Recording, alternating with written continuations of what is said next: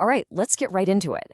Today, we're decoding a very specific kind of mental blueprint. The one that often feels a little different, processes the world way more intensely, and seems to operate by its own set of rules.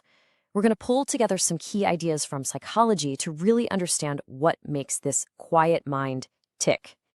So, does this question hit home? It's this strange paradox, isn't it? The very same thing that gives you incredible insight is also what leaves you feeling completely drained. If you've ever felt that your mind is both a gift and, yeah, sometimes a heavy burden, then you are definitely in the right place. Okay, so here's our game plan. First, we'll start with that common feeling of being just a little bit different. Then, we're going to assemble the actual blueprint of this quiet, deep processing mind. From there, we'll see how that changes your social life. Look at some practical habits to make your mind more resilient. And finally, talk about how to go from just understanding all this to actually owning it. So let's start with that foundational feeling. You know the one I'm talking about? It's not a feeling of being better or worse than anyone else.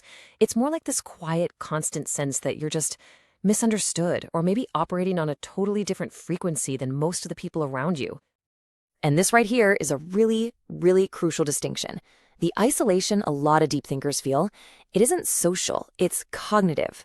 I mean, you can be in a room packed with people and feel completely and totally alone, all because the conversation just feels shallow. The connections are superficial, and you just can't get that mental click. You're craving conversations that actually light up your brain, not just kill time. So, what is the actual blueprint behind this feeling?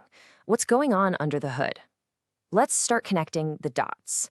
We're going to pull together a bunch of traits that are usually talked about separately and assemble them into one clear profile of the quiet mind. As you look at these, have you noticed the pattern in your own life?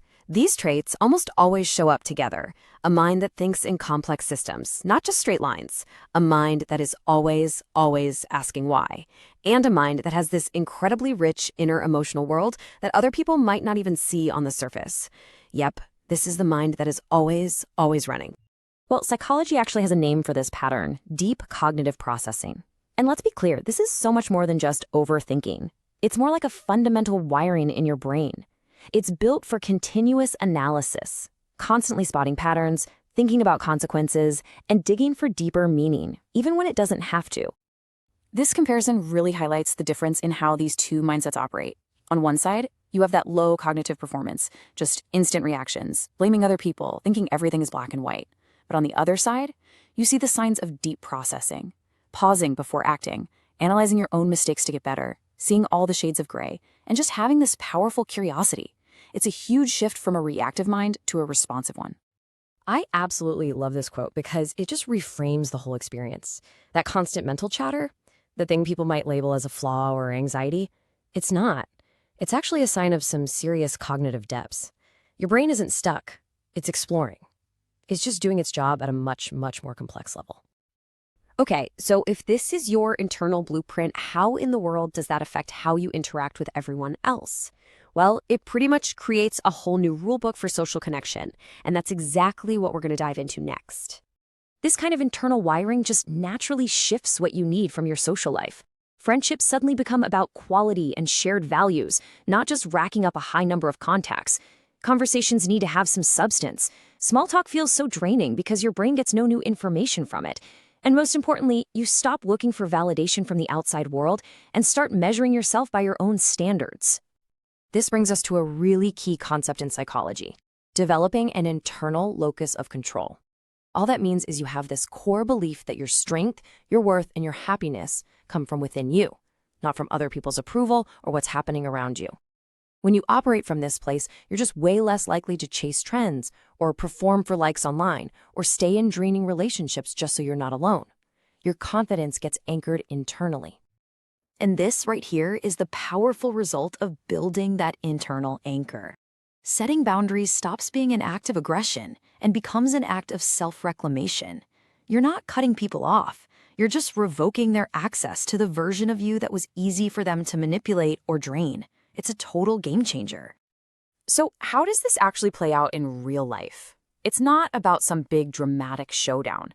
It's a series of small, strategic shifts. You stop feeling the need to justify all your decisions.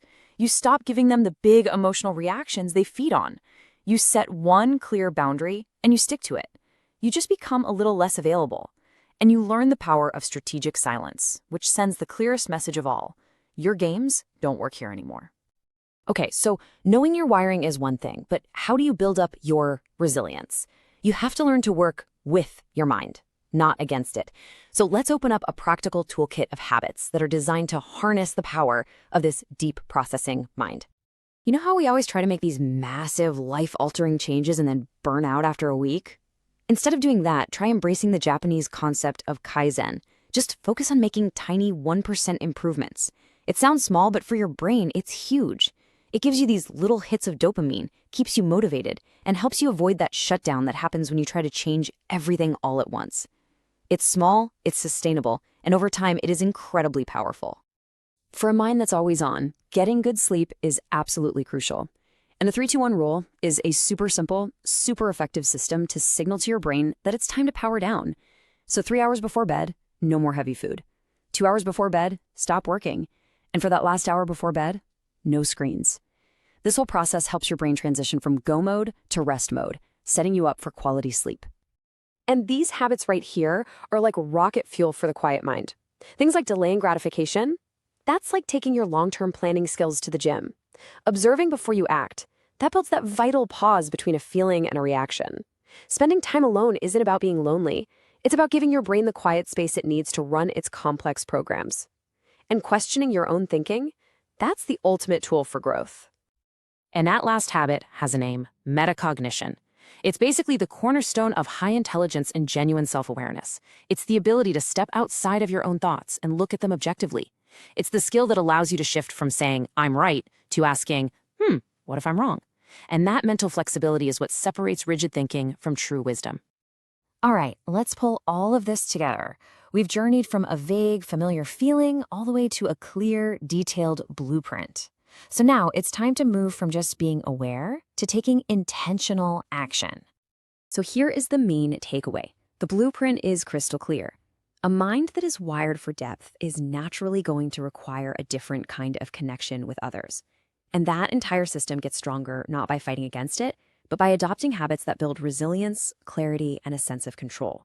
And if there's just one thing you remember from our time together, please let it be this. Your struggles, that feeling of being out of sync, the mental exhaustion, they are not flaws. They are not signs that you are broken. They are simply the cost of admission for having a mind that sees and processes the world with such incredible depth. So that leaves us with one final, empowering question. You understand the blueprint now. You see the design. The real question is, what are you going to build with it? How are you going to harness that depth, honor your need for real connection, and start building a life that actually aligns with the amazing way your mind works?